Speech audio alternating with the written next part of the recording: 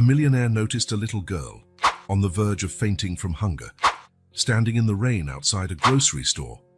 When he handed her a piece of fruit, he spotted an object that left him speechless.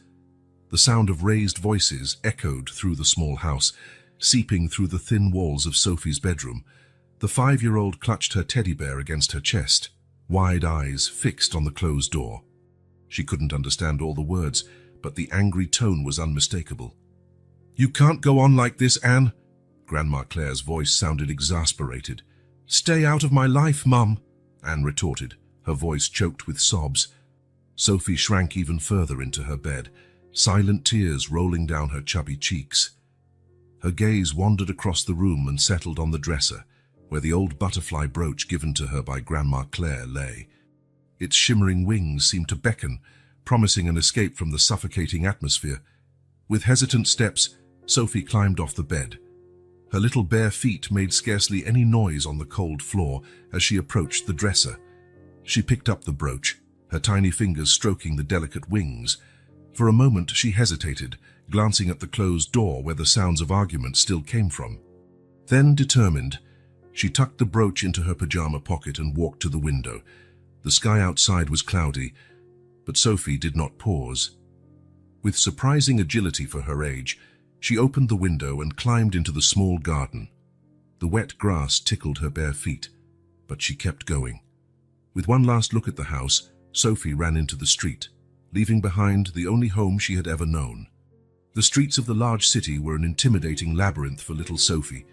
Tall buildings cast menacing shadows, and the roar of traffic was deafening. She hurried along, looking back every few steps, afraid she might see her mother or grandma chasing after her. Hours passed, and Sophie kept walking. Her feet ached, her stomach rumbled, but she did not dare stop.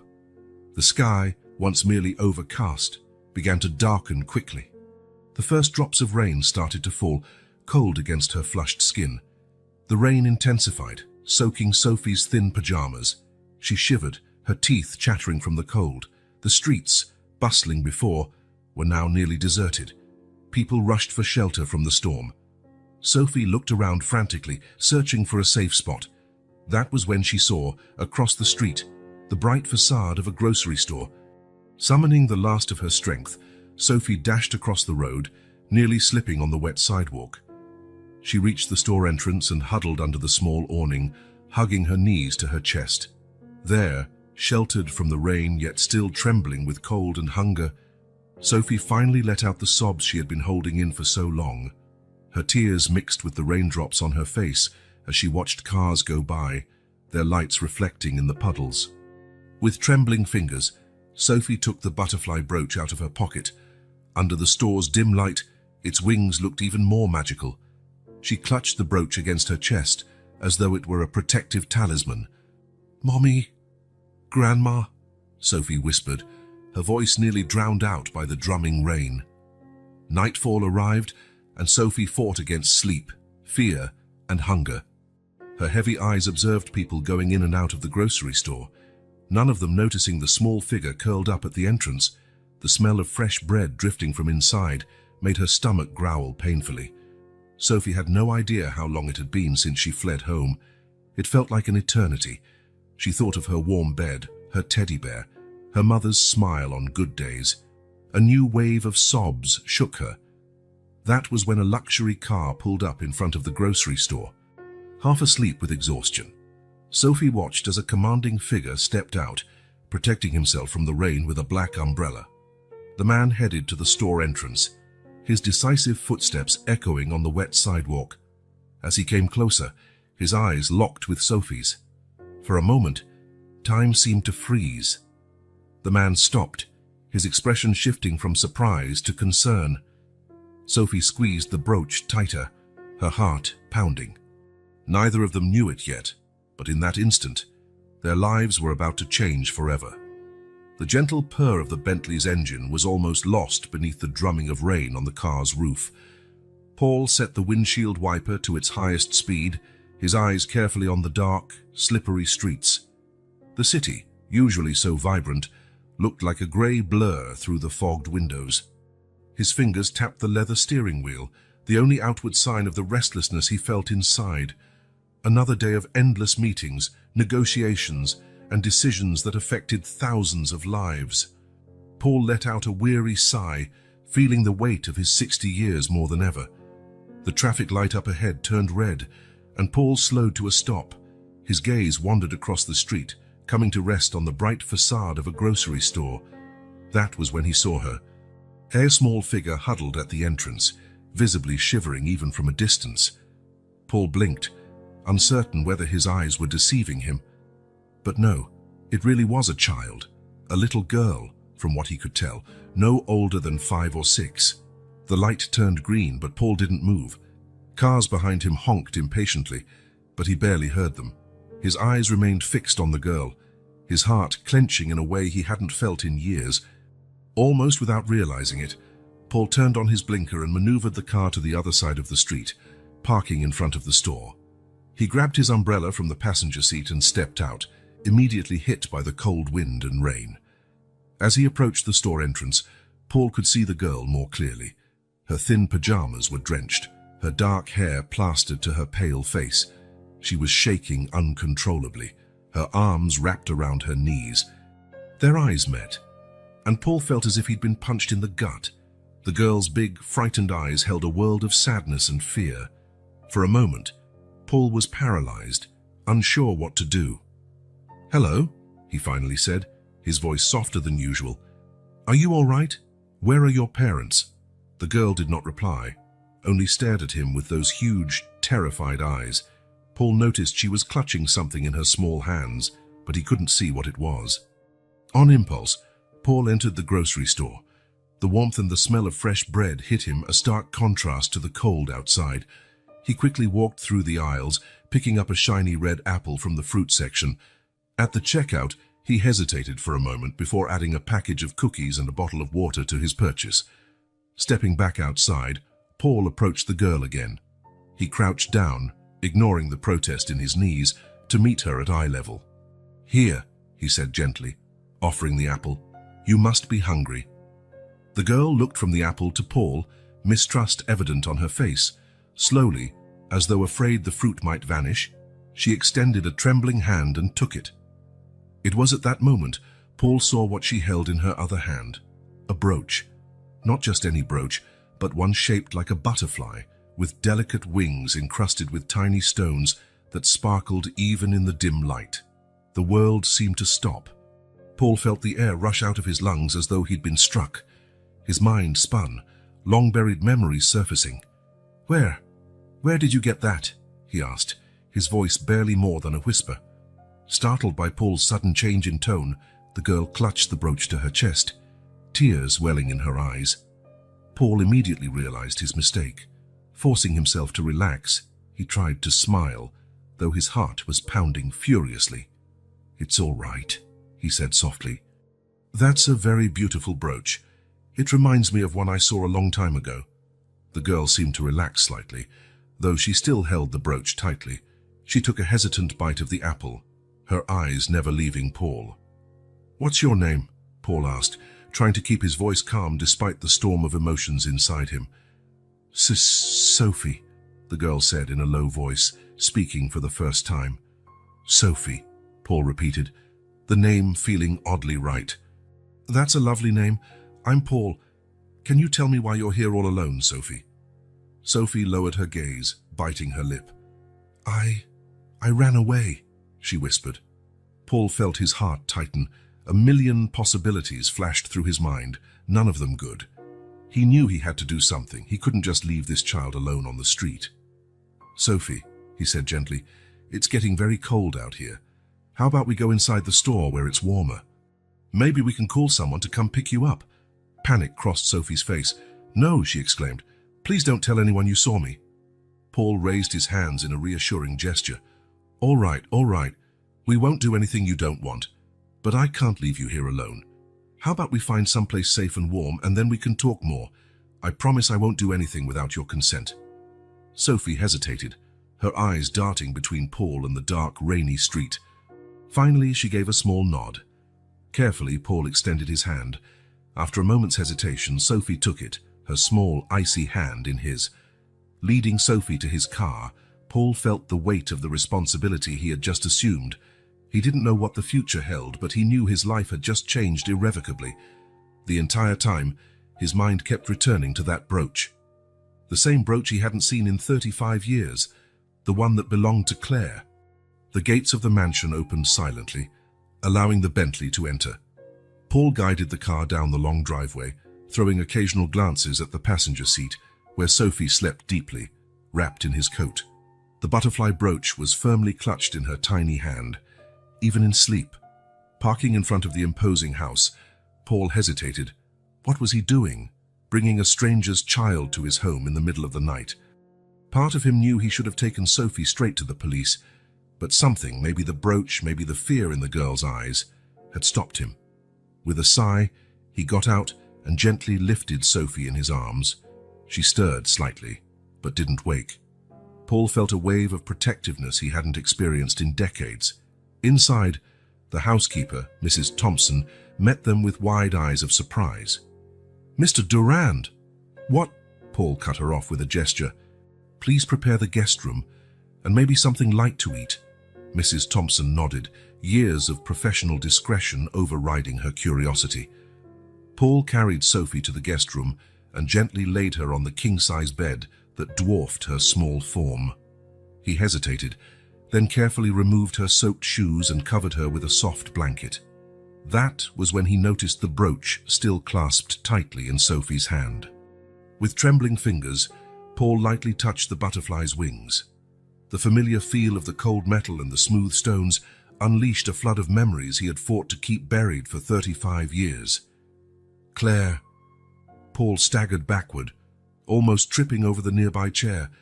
He sank into it, eyes fixed on the brooch, though his mind was far away in a long-forgotten past. The summer sun shone on the university campus as Paul hurried to his economics class. That was when he saw her for the first time, Claire sitting under a tree, laughing with friends. Her golden hair caught the sunlight, and when their eyes met, Paul felt the world stop. Months of clandestine meetings between classes, nights studying together that turned into conversations until dawn. Claire was everything Paul never knew he wanted. Smart, compassionate, with a sharp wit that made him laugh until his sides hurt. The brooch was a birthday gift. Paul had saved for months to buy it, knowing how much Claire loved butterflies. Her eyes sparkled when she opened it, and the kiss that followed was filled with promises of a future together. Paul closed his eyes, the pain of the memory almost physical. He tasted the salt of tears he hadn't realized he was shedding. The job offer came in the last year of college, a prestigious position at an investment firm in London. It was the opportunity of a lifetime, Paul's chance to prove himself and build the life he'd always dreamed of. But Claire couldn't go. Her family needed her. Her ailing mother depended on her care. She begged Paul to stay, to build a life together right there. The final argument was brutal. Harsh words were exchanged, promises broken. Paul left for London the following week, leaving behind a devastated Claire and a butterfly brooch thrown to the floor of his empty apartment. A slight movement brought Paul back to the present. Sophie shifted in bed, mumbling something unintelligible in her sleep. Paul stood, his joints protesting after sitting still for so long. He walked to the window, watching the rain continue to fall outside. His reflection stared back at him. A 60-year-old man, grey at the temples, worry lines etched into his face. Where had the young man gone, the one so full of ambition and dreams? Paul had always regretted his decision. In the early years in London, he almost returned several times, but pride and fear held him back. Then, as the years passed, it became harder and harder. What would he say? How could he explain? So he buried himself in work. He built an empire, became the successful man he had always wanted to be. But the cost, the emptiness in his heart that no amount of money or success could fill. And now, through some twist of fate, the past had literally shown up on his doorstep in the form of a frightened little girl carrying a familiar brooch. Paul turned his attention back to Sophie. Who was she? How had she gotten Claire's brooch? Was there a connection? He knew he couldn't ignore this. He had to find out the truth, not just for Sophie, but for himself. It was time to face the past he had run from for so long. With a resolve he hadn't felt in years, Paul picked up his phone. He hesitated a moment, then dialed a number he hadn't used in a very long time. "Hello, Jack. It's Paul Durand. I need you to run a discreet investigation for me. It's personal." As he provided details to his old security contact, Paul couldn't tear his eyes away from Sophie. Whoever she was, wherever she had come from, she had unintentionally reopened a wound Paul had thought long healed. But maybe, just maybe, this was also a chance for healing, an opportunity to fix past mistakes and possibly find a redemption he never knew he was searching for. After finishing the call, Paul sat again by the bed. Gently, he adjusted the blanket around Sophie, noticing how she instinctively leaned into his touch. "Don't worry, little one," he whispered. "We'll figure out your story, and maybe in the process I can finally make peace with mine." Outside, the rain began to subside, and a ray of moonlight broke through the clouds, casting a soft glow across the room. The butterfly brooch glinted in Sophie's hand, as if it were a beacon guiding Paul back to a long-forgotten past, and perhaps toward a future he never imagined possible. Morning sunlight filtered through the expensive curtains, casting a golden glow over Paul's office. He was seated in his leather chair, eyes on the computer screen, but his mind was elsewhere. A night of little sleep had left dark circles under his eyes, a physical reminder of the emotional turbulence he was facing. A gentle knock on the door brought him back to the present. "Come in," he called, straightening up. "Mrs. Thompson entered, her face a mask of professional concern. "Mr. Durand, the little girl is awake. She seems a bit frightened." Paul nodded, feeling a mix of anxiety and anticipation. "Thank you, Mrs. Thompson. I'll go see her now." Walking down the hallway toward the guest room, Paul rehearsed what he would say in his mind. How did one explain this situation to a scared child? How could he earn her trust? He knocked softly before entering. Sophie was sitting on the bed, knees pulled up to her chest, eyes wide as she watched Paul's every move. The butterfly brooch was still clutched in her hand. "Good morning, Sophie," Paul said in a gentle tone. "Did you sleep well?" Sophie nodded hesitantly, her eyes never leaving him. "You must be hungry," he continued, taking a seat on the chair beside the bed. "How about some breakfast? Pancakes, maybe?" At the mention of food, Sophie's stomach rumbled audibly, making her blush. Paul couldn't help but smile. "I'll ask Mrs. Thompson to fix something for us. In the meantime, how about we talk a little?" Sophie bit her lip, clearly nervous. Paul decided to try a different approach. "You know, Sophie, that brooch you have is very special. I once knew someone who had one just like it." Sophie's eyes widened with interest. "Really?" Paul nodded, feeling a pang in his heart. "Yes, it belonged to someone very important to me. Can you tell me how you got it?" Sophie hesitated, her fingers stroking the butterfly's wings. "Grandma gave it to me," she finally whispered.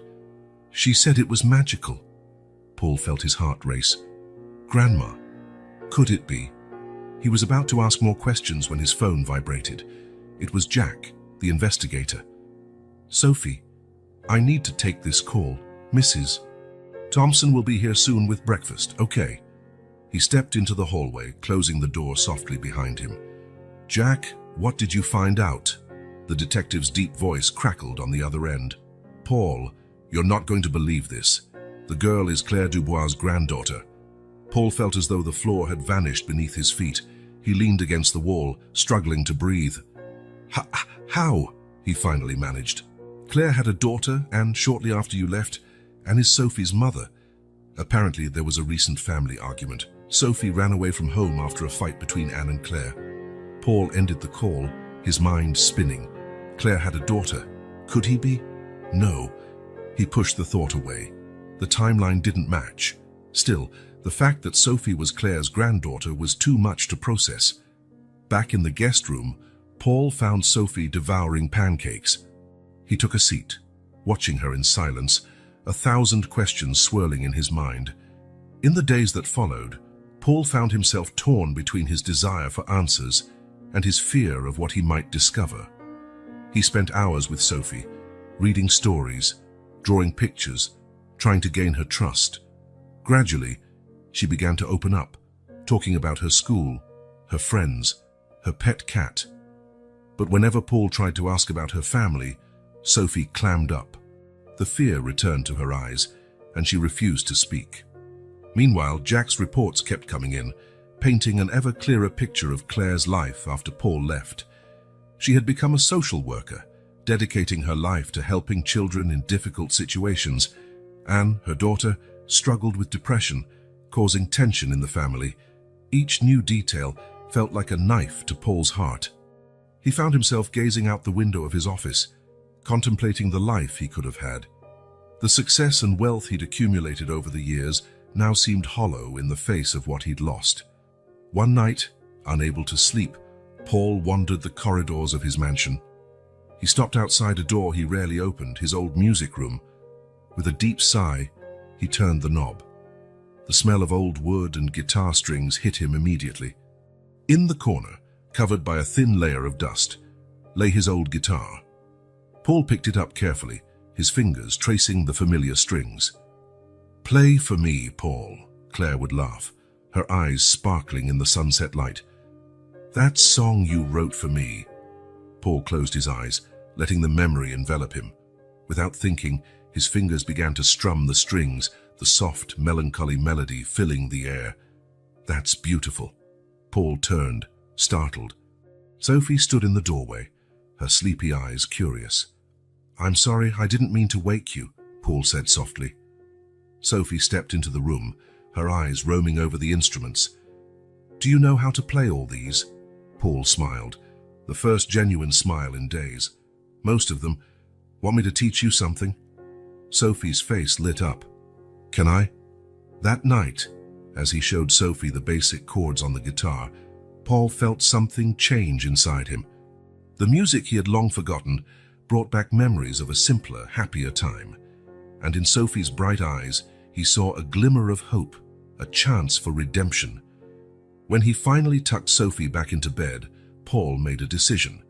No matter what the past held, he would do whatever it took to protect this child and perhaps in the process find his way back to the person he used to be. Seated in his office, Paul picked up the phone. It was time to face the past head-on. "Jack, I need you to do one more thing for me. Find Claire Dubois. It's time for a long overdue conversation." Paul's office was dimly lit by the early evening sky when Jack, the detective, arrived. His normally impassive face showed signs of fatigue and perhaps a hint of concern. Paul gestured for him to sit, trying to ignore the knot forming in his stomach. "What did you find out, Jack?" Paul asked, his voice rougher than usual. Jack sighed, opening a thick folder on the desk. "Paul, you'd better brace yourself. What we discovered, well, it changes everything."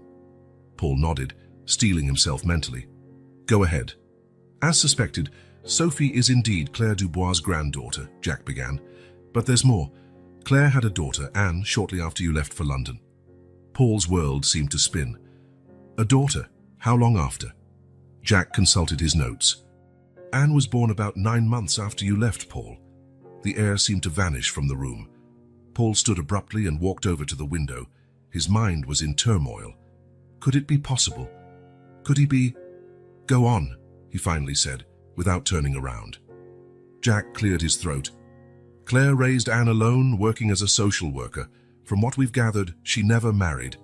Anne had a tough childhood, but managed to get a degree in psychology. However, around 6 years ago, she began battling severe depression."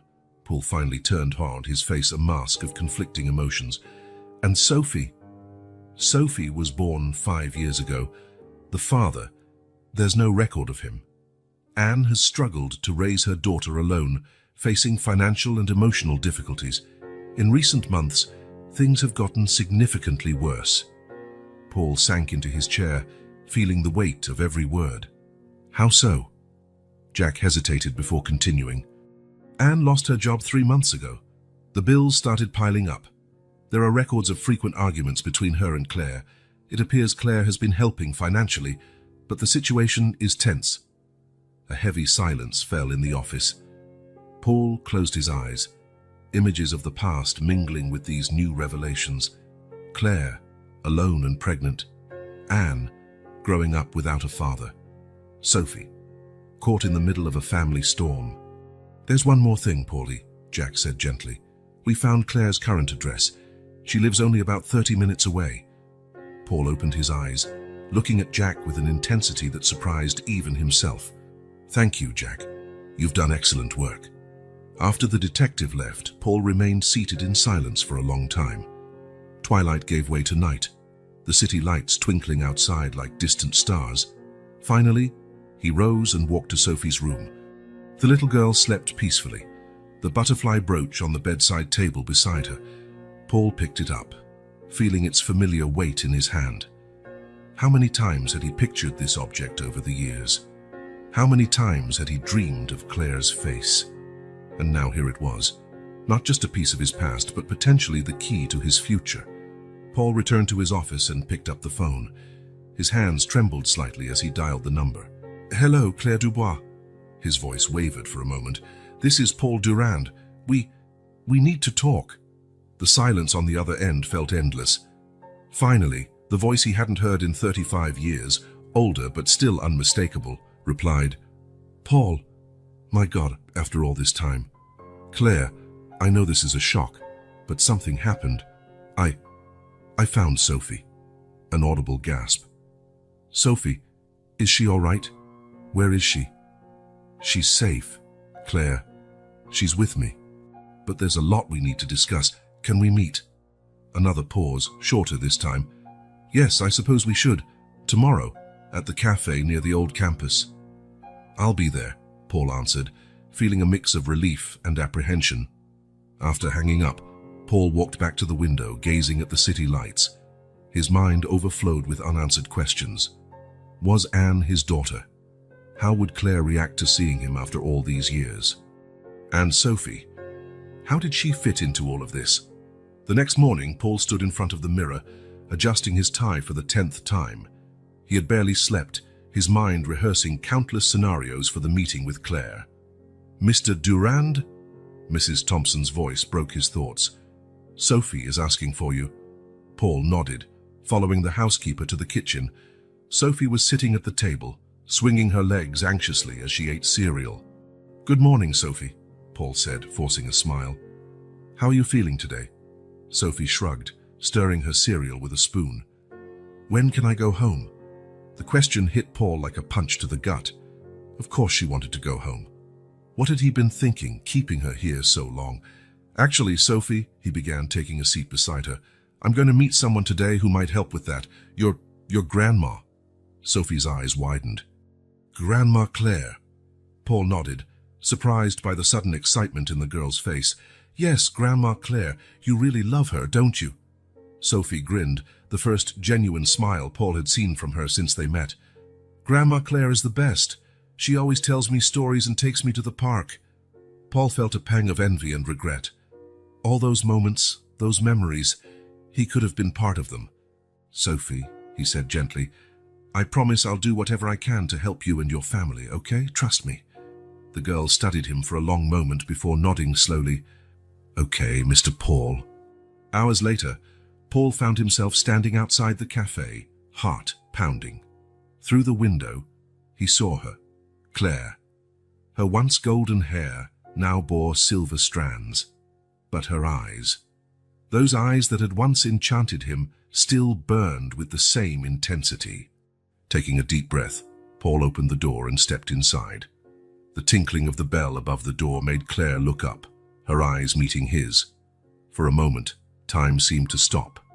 Decades of regrets, unasked questions, and unspoken words hung between them. "Hello, Claire," Paul said softly. Claire rose slowly, her eyes never leaving his. "Paul," she responded, her voice a mix of surprise, hurt, and maybe, just maybe, a hint of hope. As Paul took a seat at the table, he knew his life was about to change forever. The revelations to come, the truths that would be unearthed, everything hinged on this moment. With one last glance at the butterfly brooch in his pocket, Paul prepared to face his past and, possibly, take the first step toward a future he had never dared imagine. The aroma of freshly brewed coffee filled the small cafe, but Paul barely noticed. His gaze was fixed on Claire, absorbing every detail of her face. The fine lines around her eyes told of laughter and tears, while the silver streaks in her hair shone under the cafe's gentle light. "You haven't changed much," Claire finally said, breaking the tense silence. Paul let out a short, humorless laugh. "I think we've all changed, Claire, some more than others." Claire nodded slowly, her fingers fiddling with the coffee cup in front of her. 35 years is a long time, Paul. Why now? Why after all this time?" Paul took a deep breath, feeling the weight of the brooch in his pocket. "I found Sophie," he said softly, watching Claire's reaction. Her eyes widened in a mixture of relief and worry. "Where? How? Is she all right?" "She's safe," Paul reassured her quickly. "I found her a few days ago, alone in the rain. She had this with her." Slowly, he took the butterfly brooch from his pocket and placed it on the table between them. Claire gasped, her hands trembling slightly as she picked up the brooch. "I gave it to her for her last birthday. It's the same one you gave me all those years ago." Paul nodded, feeling another wave of emotion hit him. "Claire, I need to know. Anne, is she your daughter?" Claire finished, her eyes meeting his. A hardness in her voice Paul had never heard before. "Yes, Paul, Anne is your daughter." The world seemed to swirl around Paul. He gripped the edge of the table, struggling to breathe. Why didn't you ever tell me?" Claire's anger finally broke through her calm exterior. "Tell you? And when exactly should I have done that, Paul? When you left for London without looking back? Or maybe when you changed your number and address without leaving a trace?" Paul felt guilt consuming him. "Claire, I'm sorry. I was a coward. I should have—" "Spare me," Claire interrupted, her voice trembling with repressed emotion. "You should have stayed. You should have fought for us, but you chose your career, your ambition. And I was left behind to deal with the consequences." The silence that followed was heavy, laden with 3 decades of unresolved hurt and unspoken words. "What was it like?" Paul finally asked, his voice barely above a whisper. "Raising Anne on your own?" Claire closed her eyes for a moment, as though summoning strength. When she opened them again, there was a blend of pride and exhaustion. "It was hard," she admitted. "I was scared, alone, and heartbroken. But Anne, she gave me strength I never knew I had. I went back to school, became a social worker, dedicated my life to helping other single mothers, other kids who needed support." Paul felt a surge of admiration and regret. "You're incredible, Claire. I should have been there." "Yes, you should have," Claire agreed, her tone softening slightly. "But you weren't. And now, after all these years, you show up because you found Sophie. What's going on, Paul? Why was my granddaughter alone on the street?" Paul hesitated, unsure how much to reveal. "Claire, things don't seem to be going well with Anne. Sophie ran away after an argument between you two. She didn't say much, but—" Claire let out a long sigh, worry evident on her face. "Anne has been struggling with depression for years. Recently, things got worse. She lost her job. Bills are piling up. I've tried to help, but she's as stubborn as her mother," Paul finished, a small smile forming on his lips. Claire couldn't help but return a slight smile. "And like her father, apparently—" The brief moment of levity passed quickly, and the heavy reality of the situation settled in again. "What do we do now, Claire?" Paul asked, uncertainty and hope filling his voice. Claire studied him for a long moment before replying, "First, we need to bring Sophie home. Anne must be out of her mind with worry. After that, well, I think we have a lot to talk about, Paul. About the past, about Anne, about the future." Paul nodded, feeling a mix of relief and apprehension. "I want to help, Claire. I know I can't erase the last 35 years, but if there's anything I can do for Anne, for Sophie—" "It's complicated, Paul," Claire cautioned. "Anne grew up without a father. She has her own battles, her own scars. And Sophie, well, she's an amazing child, but she's caught in the middle of all this." Paul took a deep breath, feeling the weight of responsibility. "I understand. But I'm ready to face it, Claire. Please, Just give me a chance to do the right thing this time." Claire looked at him for a long time, as if trying to read his soul. Finally, she nodded slowly. "All right, Paul, but let's take it slow. There's a lot at stake here." They stood, ready to leave the cafe and face whatever came next. As they reached the door, Paul paused, lightly touching Claire's arm. "Claire," he said softly, "despite everything, I want you to know, I never stopped caring. I never stopped—" "No!" Claire interrupted, tears glistening in her eyes. "Don't say that, Paul. Not now. We have a long road ahead before we can even think about anything beyond Anne and Sophie." Paul nodded, respecting her boundaries. As they walked out of the cafe side by side but separated by decades of absence, Paul felt a mixture of fear and hope. The future was uncertain, full of challenges and potential heartbreak, but for the first time in years, he also felt something else: the possibility of redemption. With the butterfly brooch safe in his pocket, a symbol of a past that had never truly left him, Paul braced himself for what lay ahead. A reunion with Anne, the chance to meet his daughter for the first time, and the opportunity to be part of Sophie's life. The road ahead would be difficult, but glancing at Claire beside him, Paul knew he was ready to face it. Together, maybe they could fix what had been broken so long ago and build something new from the fragments of the past. The afternoon sun cast long shadows across the city streets as Paul's car wound through increasingly run-down neighborhoods. Claire sat in the passenger seat, her eyes scanning the cracked sidewalks and worn-out buildings, searching for any sign of Anne or Sophie. "Turn left here," Claire instructed, her voice tense. "The last address I have for Anne is in this area."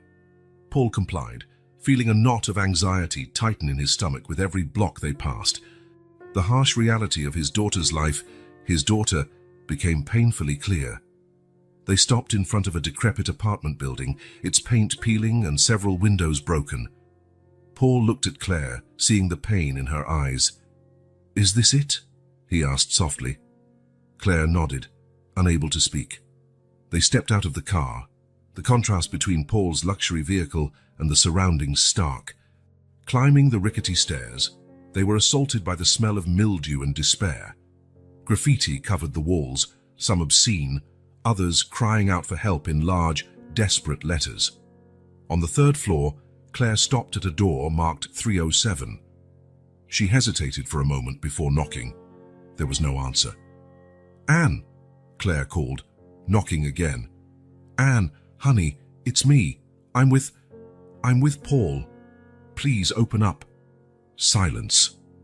Paul gently placed a hand on Claire's shoulder. "Maybe we should ask around the neighborhood." Claire nodded, defeated. They went back down the stairs and began questioning local residents about Anne or Sophie.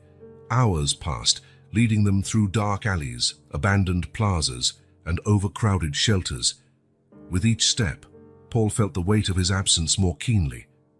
These were the consequences of the choice he made 35 years ago, not just for Claire, but for generations who came after him. "She used to come here," said an elderly woman sitting on a bench at a rundown park, pointing to a faded playground. "The pretty young lady with the little girl. Haven't seen them for a few days, though." Paul watched the children playing on the worn-out swings, imagining Sophie there, swinging alone as Anne looked on, fighting her own internal demons. "Paul," Claire's voice brought him back. "Look." She was pointing to a flyer taped to a nearby lamppost. "Depression Support Group. Every Wednesday at 7 p.m., local community center." "Today is Wednesday," Paul said, checking his watch. "It's almost 7. They ran back to the car, renewed hope fueling them. The community center was just a few blocks away.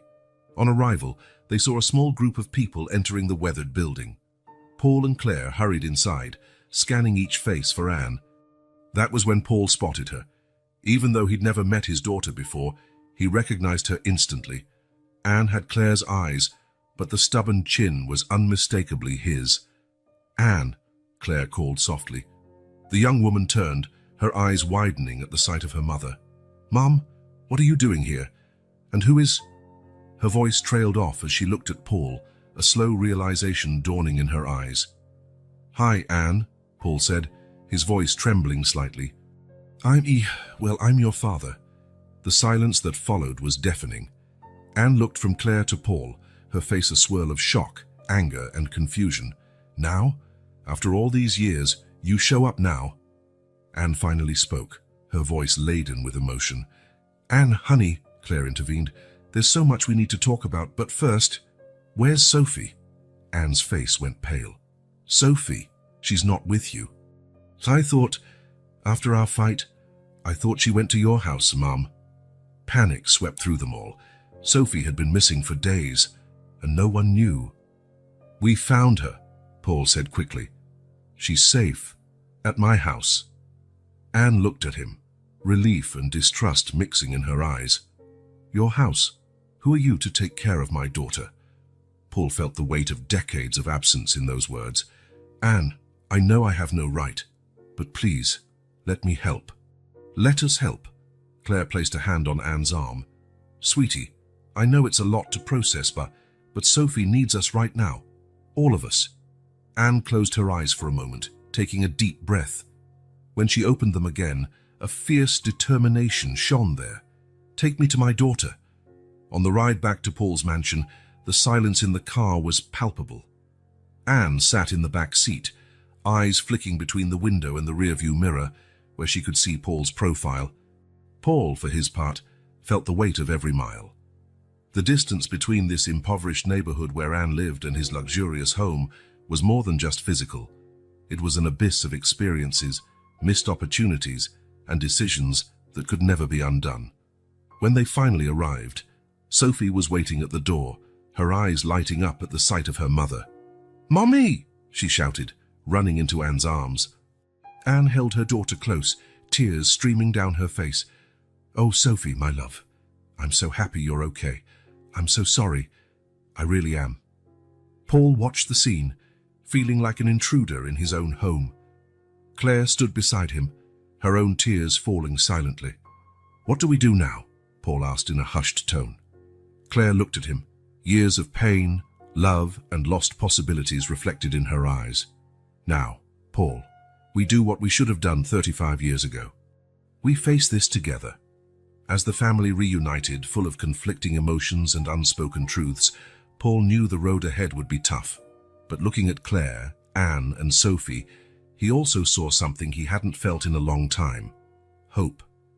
The search for Anne was over, but the journey to heal old wounds and build a future together was just beginning.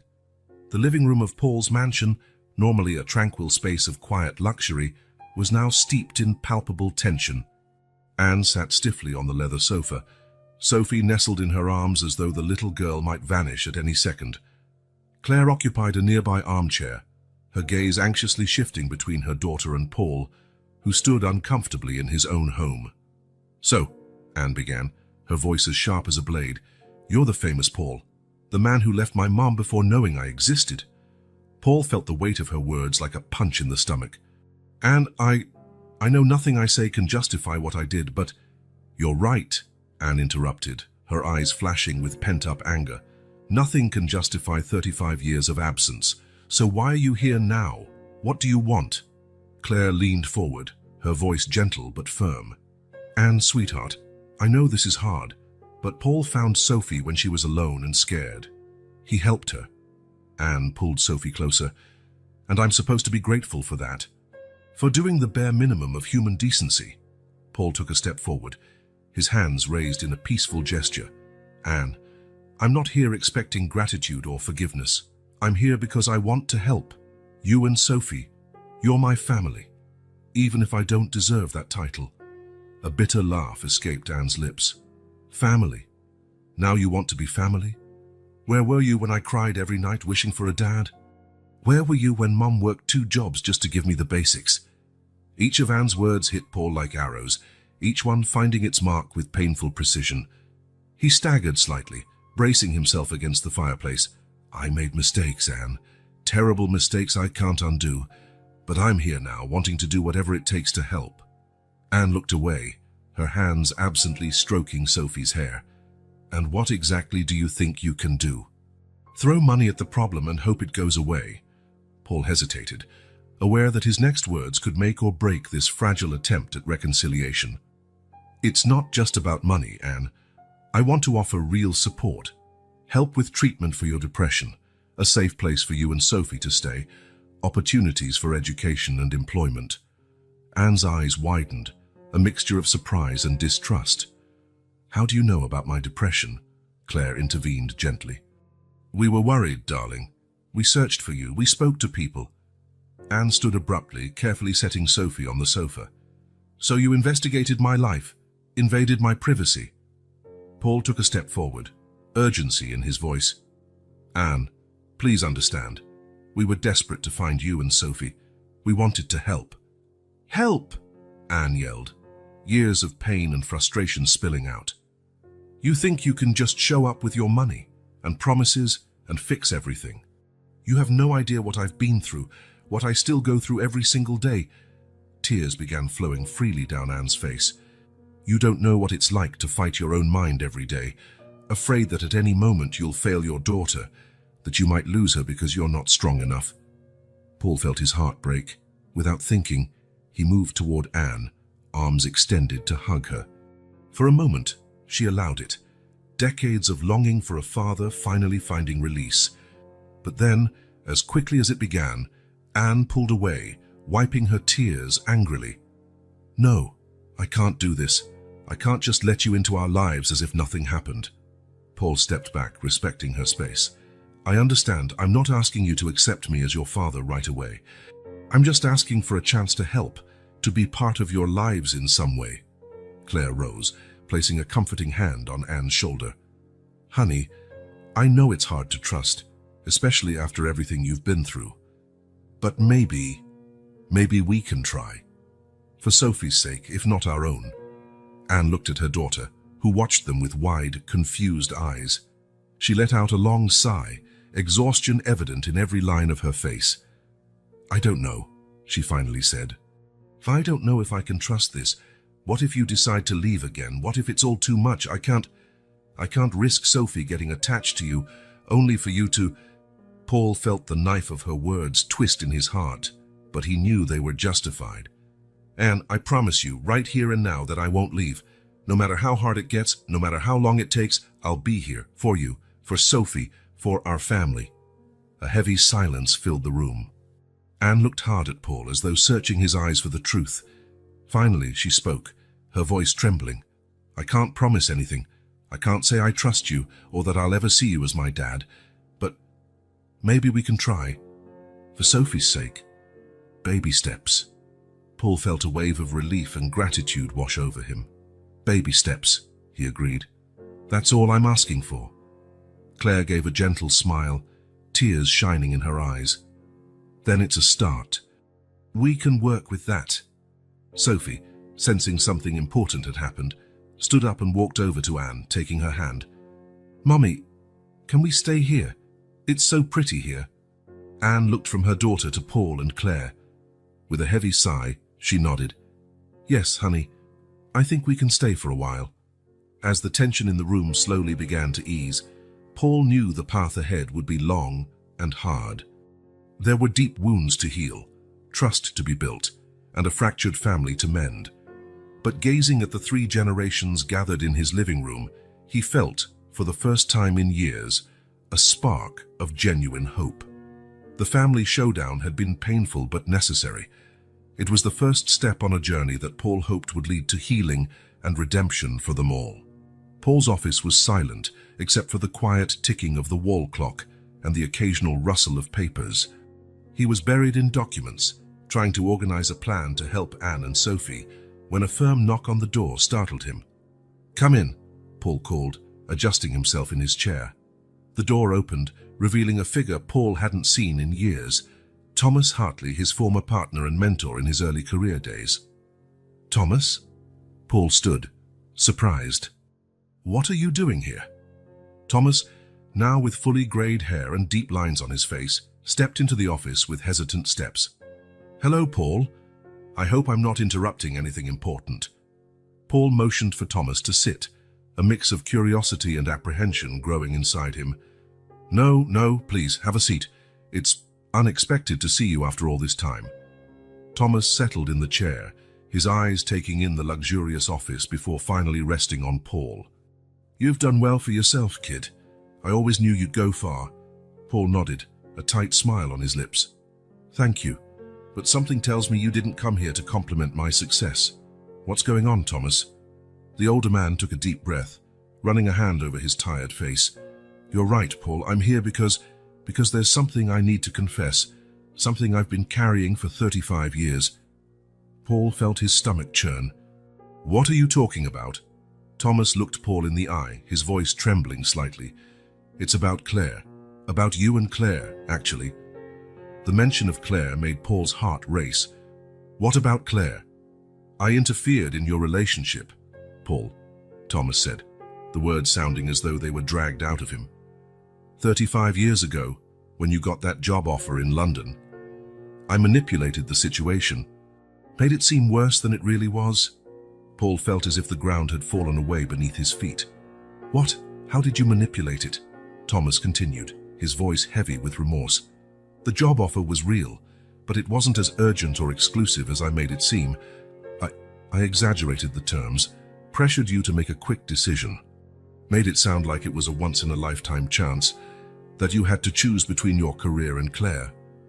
Paul stood abruptly, his mind spinning. Why? Why would you do that? Thomas lowered his eyes, unable to meet Paul's accusatory gaze. I had big plans for you, Paul. I saw your potential, knew you could become one of the best in the business. But Claire, a serious relationship, maybe a family. I was afraid it would distract you, keep you from reaching your full potential. Paul felt a surge of anger. You had no right. It was my life, Thomas. My decision. I know, Thomas said, raising his hands in a pleading gesture.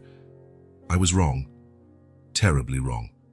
At the time, I justified my actions by telling myself it was for your own good, for the good of the company. But the truth is, I was selfish and manipulative. Paul turned to the window, his hands clenched into fists. 35 years. 35 years of regret, unanswered questions, a life that might have been completely different. Do you have any idea what you did? Paul asked, his voice low and dangerous. What your interference caused? Thomas shook his head sadly. I didn't at the time, but over the years, watching you become colder, more focused only on business, I started to realize the mistake I'd made. And now, hearing rumors about you reconnecting with Claire, about a daughter, Paul turned sharply. How do you know about that? The business world is small, Paul. Word travels fast, Thomas replied. When I heard, I realized I couldn't keep this secret anymore. You deserve to know the truth. Paul sank into his chair, the weight of decades of choices and consequences pressing down on him. 35 years, Thomas. I lost 35 years with my daughter, with Claire. A lifetime. Thomas leaned forward, his voice pleading. I know there's no excuse for what I did, Paul. I'm not here asking for forgiveness. I just wanted you to know the truth. Maybe it's not too late to fix things. Paul looked at Thomas, seeing not the powerful mentor he once admired, but an old, remorseful man. Fix things? How can I fix decades of absence? How can I explain to Anne that I missed her first steps, her first words, her entire childhood because of a lie? Thomas had no answer for that. He stood slowly, the burden of guilt obvious in his slumped shoulders. I'm so sorry, Paul. More than I can say. Try if there's anything I can do. Paul shook his head. You've done enough, Thomas. Please leave. When the door closed behind Thomas, Paul remained where he was, his world turned upside down. All the justifications he had built over the years, all the rationalizations for his choices, they crumbled under this new truth. He picked up a photo on his desk, one that Claire had recently given him. In it, a baby Anne beamed at the camera, her eyes, his eyes, shining with joy.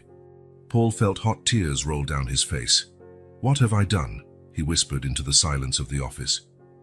In that moment, Paul realized that the journey toward redemption would be far more complex and painful than he had imagined. It was not just about fixing the present, but confronting a past built on lies and manipulation.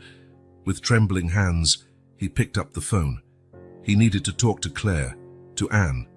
He needed to try to explain the inexplicable, to ask forgiveness not only for his actions, but for his blindness, for his willingness to believe the lie because it was convenient.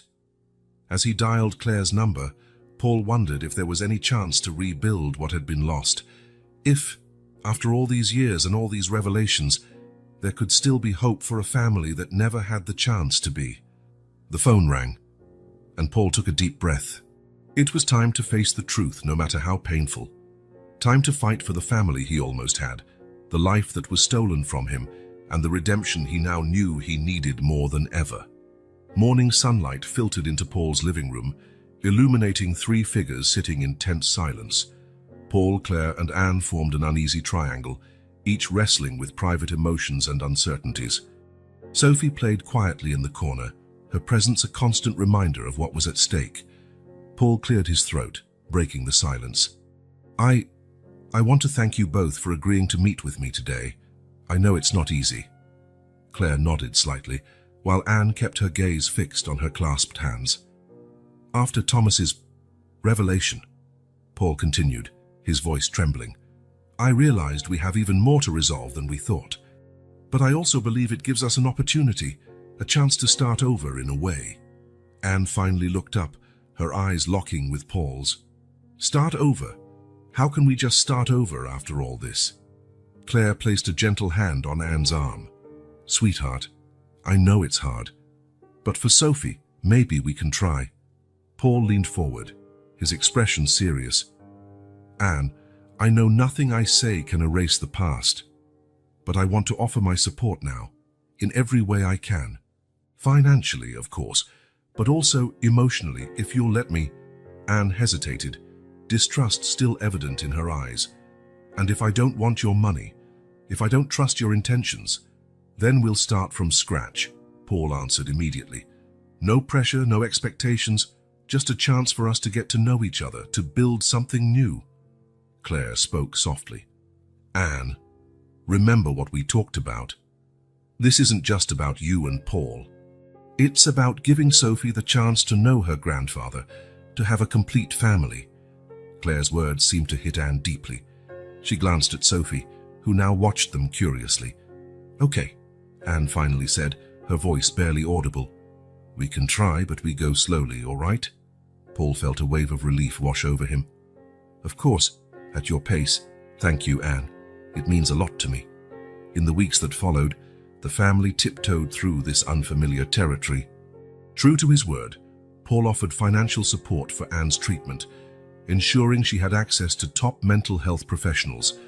Claire became a constant presence, offering Anne the emotional support she desperately needed. They spent long nights talking, hugging, simply being there through the hard moments, Claire fully dedicating herself to reconnecting with her daughter. Sophie, initially withdrawn and confused by all the changes, gradually began to open up. Paul discovered he had a surprising talent for storytelling, and his elaborate tales of brave princesses and friendly dragons soon became Sophie's favorite part of the evening. One day, as Paul finished one of his stories, Sophie looked at him with her big, curious eyes. "Grandpa Paul, why didn't you live with us before?" The silence that followed was deafening. Paul felt the weight of Claire and Anne's stares. Swallowing hard, Paul answered carefully. "Well, Sophie, sometimes adults make mistakes. I made a very big mistake a long time ago, and it kept me away from your grandma and your mom, but I'm trying to fix that now." Sophie nodded, processing the information the way only a child can. "Are you gonna leave again?" Paul felt his heart clench. "No, sweetheart. I promise I'm not going anywhere. I'm here to stay." Anne, who had been watching closely, felt a swirl of conflicting emotions. Seeing her daughter bond with Paul stirred feelings of both happiness and fear. Later that night, Anne approached Paul in his office. I wanted to thank you," she said hesitantly, "for what you said to Sophie and for following through on everything so far." Paul smiled gently. "There's no need to thank me, Anne. I'm just trying to do what's right, even if it's too late." Anne paused for a moment before continuing. "You know, I always wondered what it would be like to have a father. I grew up hearing stories about you, some good, some not so good. But now, seeing you with Sophie, it's different from what I imagined." "Different how?" Paul asked, his heart hammering in his chest. "Better," Anne admitted. "More real, I guess. You're not the monster I sometimes imagined, nor the hero I secretly hoped for. You're human, flawed, but trying. Paul felt tears prick his eyes. Anne, No, she interrupted gently. You don't have to say anything, just keep trying, okay? As Anne left his office, Paul felt a spark of hope ignite in his chest. It was a small step, but it felt huge. Challenges, however, remained. There were difficult days when the weight of the past threatened to crush the progress they had made. Anne struggled with relapses in her depression, days when she could barely get out of bed. During those times, Paul and Claire took turns taking care of Sophie and making sure Anne received the support she needed. Claire battled her own demons. Years of hurt and resentment didn't vanish overnight, and there were moments she questioned whether allowing Paul back into their lives was the right decision. One particularly difficult evening, after a heated argument between Paul and Anne over her college grades, Claire found Paul on the balcony, gazing at the stars. "Sometimes I wonder if we're doing the right thing," Claire said softly, joining him. Paul nodded, not taking his eyes off the sky. "Me too. But then I see Sophie's smile, or I catch a glimpse of hope in Anne's eyes, and I know it's worth trying." Claire looked at him then, seeing not the ambitious young man who had left her all those years ago, but someone marked by time and regret, fighting to make amends. "So you know," she said, "despite everything, I'm glad you're here now." Paul turned to her, surprise and gratitude in his eyes. "Thank you, Claire. That means more than you can imagine." Standing side by side under the starry sky, they both felt that, despite the obstacles, they were on the right path. The road ahead was still long and uncertain, but for the first time in a long while, there was real hope that this once fractured family could become whole. The shrill ring of the phone cut through the peaceful Sunday morning air in Paul's mansion. Anne, who was helping Sophie with a puzzle in the living room, answered with a look of curiosity. "Hello?" Her voice echoed through the room. What followed brought a visible change over Anne. Her face went pale, her eyes widened, and her free hand began to tremble. Claire, reading a book nearby, noticed immediately and rushed over, worry written all over her face. "Yes, I understand, but please, isn't there any way—" "No, All right, thank you." Anne finished the call, her voice barely above a whisper. "Anne? What happened?" Claire asked, placing a reassuring hand on her daughter's shoulder. Anne looked at her mother, tears threatening to spill. "That was my landlord. I'm being evicted." "I have 1 week to leave." The silence that followed was deafening, broken only by the soft sound of Sophie playing, oblivious to the drama unfolding. Paul, drawn by the sudden hush, entered the room. "Is everything all right?" Claire gave Paul a pointed look, silently conveying the gravity of the situation. Anne, for her part, seemed to withdraw, her gaze fixed on some distant point. "Anne just got an eviction notice," Claire explained gently. "Apparently, she only has a week to vacate the apartment." Paul felt his heart clench. In the past months, he had witnessed Anne's slow but steady progress. Seeing her now, so vulnerable and defeated, was painful. "Anne," he began carefully, "I know this is a difficult situation, but I can help. I can easily cover the debts and—" "No!" Anne snapped, her voice raw with emotion. "I don't need your charity, Paul. I can handle this on my own," Claire intervened gently. "Honey, there's no shame in accepting help when we need it. We all go through rough patches." Anne stood abruptly, running her hands through her hair in frustration. "You don't understand. I already feel like a complete failure. I lost my job. I can't take proper care of my daughter, and now this. Taking money from a man I barely know, who was absent my whole life, is just too humiliating." Paul felt each word like a dagger. He knew he deserved them, but it still hurt. "Anne, I understand your pride, but think about Sophie. She needs stability." Mention of Sophie seemed to strike a chord. Anne glanced at her daughter, who was now watching them with large, worried eyes. "Mommy?" Sophie asked, her small voice uncertain. "Are we going to have to leave?" Anne knelt beside Sophie, pulling her into a tight hug. "Don't worry, my love. Mommy will fix everything." Paul and Claire exchanged worried looks. They could see the weight of the situation crushing Anne, and feared what it might mean for her mental health. In the following days, tension filled the house. Anne swung between fierce determination, making frantic calls to find work and housing, and silent despair, locking herself away in her room for hours. Claire did her best to offer emotional support, but she was visibly concerned. "Paul," she confided one night after Anne and Sophie had gone to bed, "I'm scared. Anne is on the verge of a breakdown, I can feel it, and Sophie, she's withdrawing more and more." Paul nodded grimly. He had noticed the change in Sophie. The once talkative, cheerful girl now spent long stretches in silence, clutching her teddy bear like a lifeline. "I want to help, Claire," Paul said, frustration evident in his voice. "But every time I mention any kind of financial assistance, Anne shuts down completely. I don't want to come off as controlling or force my will, but we also can't stand by and watch our daughter and granddaughter suffer," Claire finished softly. Paul agreed, feeling the burden of responsibility on his shoulders. He knew he had to find a solution, and fast. The next morning, Paul called a family meeting. Anne entered the living room cautiously, eyes red and puffy from another sleepless night. Claire followed, with Sophie clinging tightly to her hand. "Anne," Paul began, his tone gentle but firm, "I know you don't want to hear this, but we need to talk about your current situation." Anne opened her mouth to protest, but Paul raised a hand to ask for silence. "Please, let me finish. I understand your desire for independence, and I respect it. I'm not offering charity or trying to control your life. I'm proposing a partnership." That captured Anne's attention. "What kind of partnership?" Paul took a deep breath before continuing. "I'd like to offer you a loan, not a gift. Enough money to cover your current debts and give you a fresh start. But more than that, I want to invest in your future." Anne frowned, confused. "What do you mean?" "Education," Paul clarified. "You mentioned that you always wanted to do a postgraduate degree in psychology, but never had the resources. I'm willing to fund your studies as an investment in your future and Sophie's." Claire, who knew of Paul's plan from the previous night, added, "Think of it as an opportunity to build the life you've always wanted for you and Sophie, dear. It's not charity. It's a chance to start over." Anne remained silent for a long moment, her face a storm of conflicting emotions. Finally, she looked at Sophie, who watched them all with large, hopeful eyes. "What if I fail?"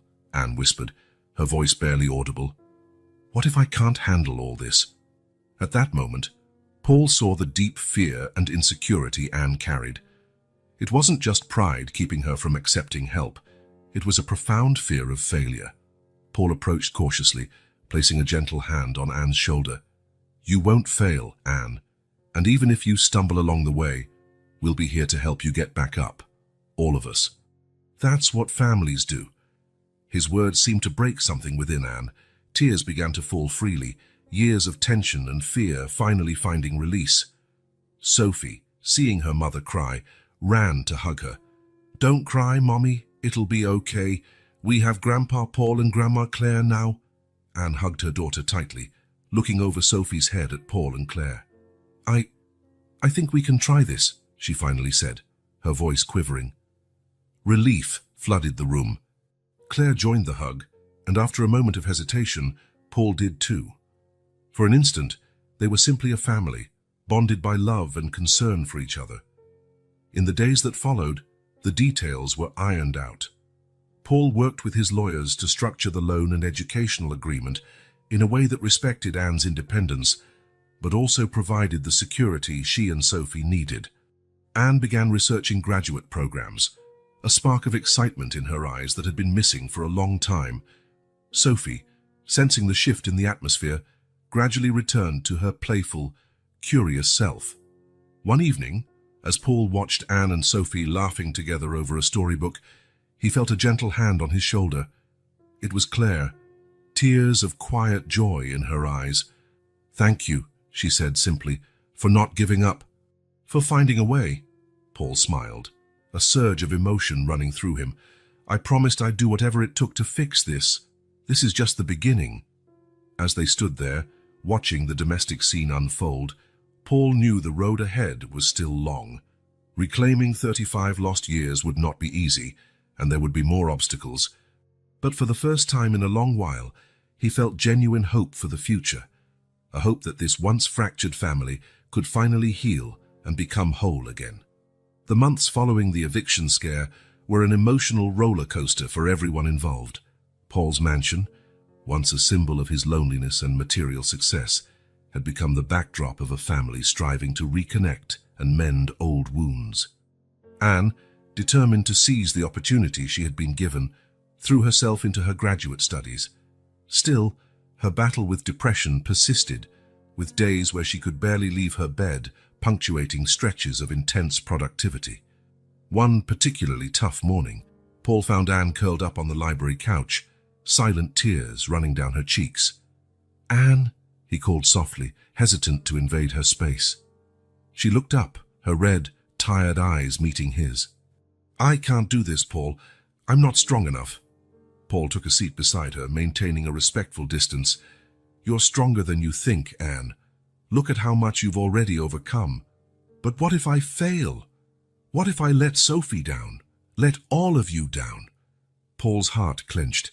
"Anne, listen to me. There's nothing you could do that would make us give up on you. We're family. We're here for the good days and the bad." Those words seemed to penetrate deeply. Anne nodded, wiping her tears. "Thank you, Dad." It was the first time Anne had called him that, and Paul felt a rush of emotion. It was just a small step, but a vital one. Meanwhile, Paul faced his own challenges. Accustomed to closing million-dollar deals and navigating high-level negotiations, he now found himself grappling with how to be a hands-on grandfather. "Grandpa, can you tie my shoe?" Sophie asked one day, extending her tiny foot. Paul stared at the shoelace as if it were a complex puzzle. He could close international deals, but tying a child's shoelace seemed beyond him. Claire, watching with an amused smile, gently intervened. "Here, let me show you both." Patiently, she guided Paul's hands, teaching him to make the perfect bow. Sophie's radiant grin when he finally succeeded was more gratifying than any business deal he'd ever sealed. Claire, meanwhile, became the emotional anchor of the family. Her experience as a social worker proved invaluable during moments of conflict. "You both need to communicate," she said firmly, during a particularly heated argument between Paul and Anne about her grades. "Paul, Anne is an adult capable of managing her own studies. Anne, your father is just worried and wants to help." Under Claire's patient guidance, the family learned to navigate their differences, finding a delicate balance between independence and mutual support. Sophie, at the center of it all, blossomed under the care of her newly reunited family. Her laughter echoed through the mansion's halls, breathing life into a place that had for so long been cold and silent. Yet even Sophie had moments of insecurity. One evening, Paul found her quietly crying in her room. "What's wrong, Princess?" he asked, sitting on the edge of her bed. "Grandpa," Sophie sniffled. "Do you promise you won't leave me, like my friend Sarah's dad left her?" Paul felt his heart break. He pulled Sophie into a tight hug. "I promise, Sophie, never ever will I leave you or your mom. We're in this together, forever." It was amid this delicate balance of growth and healing that the unthinkable happened.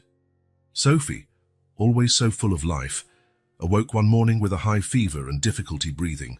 The following hours were a blur of ambulance sirens, hospital corridors, and doctors using incomprehensible medical terms.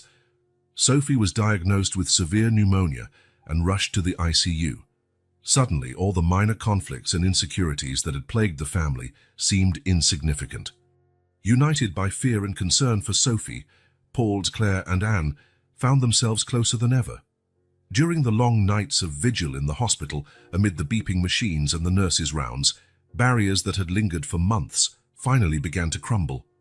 "You know," Anne said quietly one night, her eyes fixed on Sophie's sleeping form, "when I was little, I used to imagine what it would be like if you were around, Dad."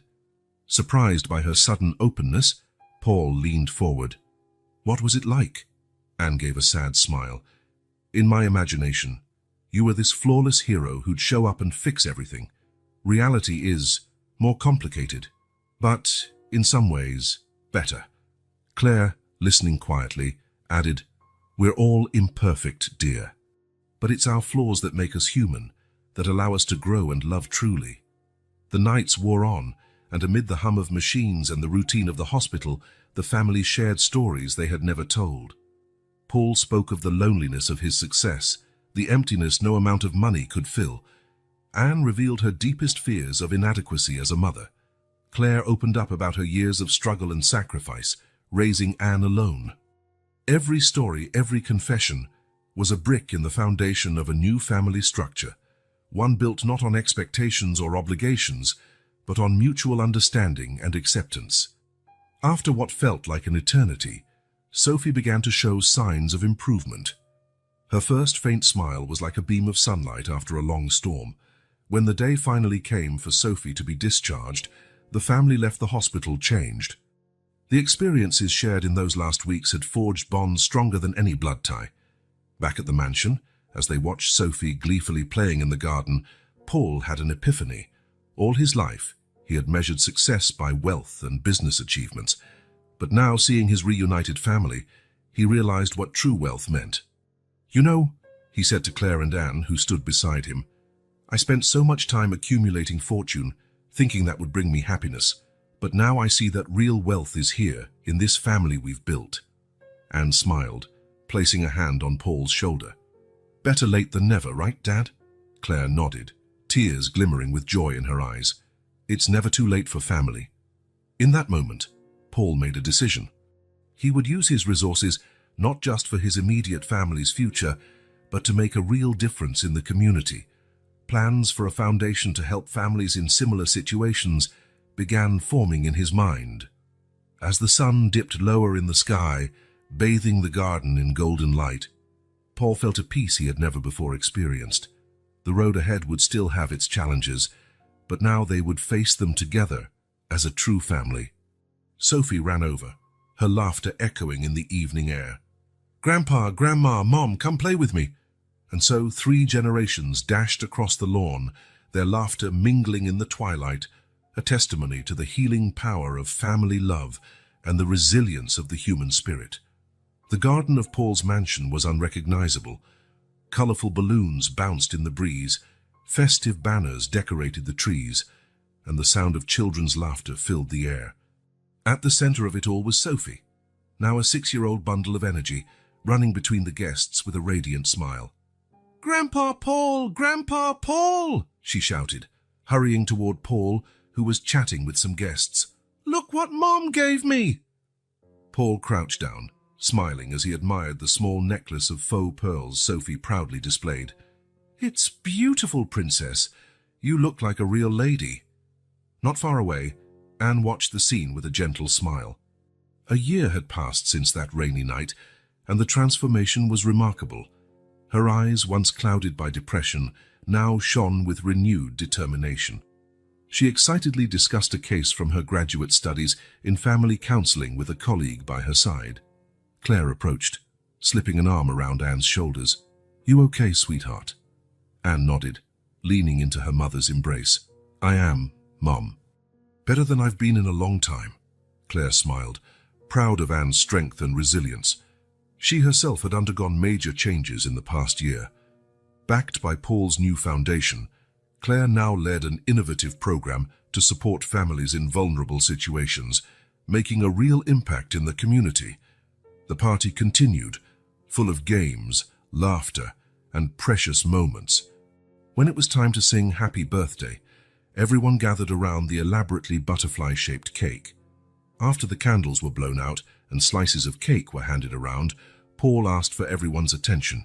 He was holding a small velvet box. "Sophie," he began, voice filled with emotion. "A year ago, fate brought us together in an unexpected way. And with you came this special brooch." He opened the box, revealing the butterfly brooch that had played such a crucial role in their lives. Paul turned to Claire, handing her the brooch. "Claire, you kept this safe for so many years, holding on to the hope of our family." Claire, tears in her eyes, took the brooch and passed it to Anne.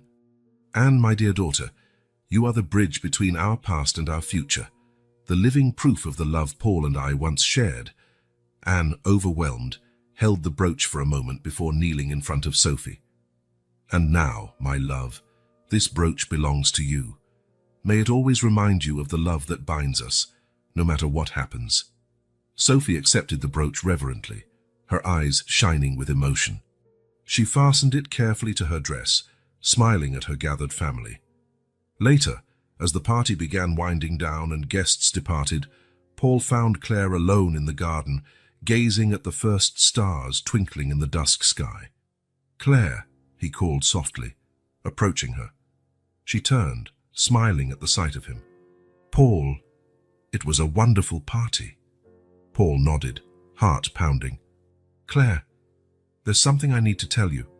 Something I should have said 35 years ago." Claire looked at him curiously, waiting for him to continue. "I love you," Paul said, his voice trembling slightly. "I always have, and if you'll give me a second chance, I promise to spend the rest of my life proving it to you." Claire was silent for a moment, tears brimming in her eyes. Then, with a gentle smile, she reached out and intertwined her fingers with his. "I love you too, Paul. I don't think I ever stopped." In the days that followed, the family began making plans for the future. Paul and Claire announced their engagement, hoping for a small, intimate ceremony with only their closest loved ones. Inspired by her parents' reconciliation, Anne threw herself into her studies and treatment with renewed vigor. With Claire's enthusiastic support, Paul expanded his foundation, partnering with local organizations to help even more families in need.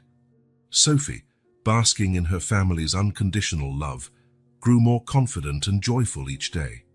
A few weeks later, the family decided to visit the grocery store where it had all begun a year ago. As they walked the aisles, Paul pushing the cart with Sophie perched inside, Claire and Anne chatted excitedly about new recipes they wanted to try. Sophie, proudly wearing the butterfly brooch, looked around with bright eyes. "Grandpa," she said, "do you remember when you found me here?" Paul smiled, playfully ruffling Sophie's hair. "How could I forget, Princess? It was the day my life changed forever." Leaving the store, the sun shone brilliantly, bathing them in golden light. Sophie hopped out of the cart, taking Paul and Claire's hands. Anne walked beside them, pushing the groceries. An elderly lady passing by smiled at the family scene. "What a lovely family," she commented. Paul and Claire exchanged emotional glances, their hands meeting over Sophie's head. Anne smiled, feeling a surge of gratitude for all they had overcome together. As they made their way to the car, the image was one of pure happiness, a family united, walking hand in hand under the bright sun. The butterfly brooch sparkled on Sophie's chest, a shining symbol of love, forgiveness, and the endless possibilities the future held for them all. And so, where a story of separation and pain had begun long ago, a new story of love, redemption, and family was flourishing, promising a bright future filled with hope. The sound of laughter and the warmth of togetherness now filled every corner of their lives. For a family once broken by time and circumstance, the promise of tomorrow shone as brightly as the butterfly wings that had guided them back to each other.